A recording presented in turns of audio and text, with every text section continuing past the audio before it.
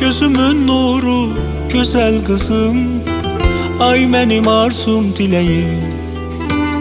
Sən mənə Rəbbimdən hədiyəsən, gül üzlü beyaz mələyim. Mənim çin olmuş arzularımsan, mənim ömrümə ilk baharımsan kızım.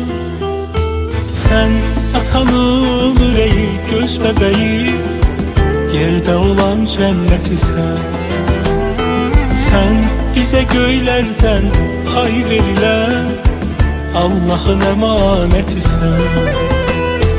Sən atanın ürəyi, göz bəbəyi, yerdə olan cənnətisən.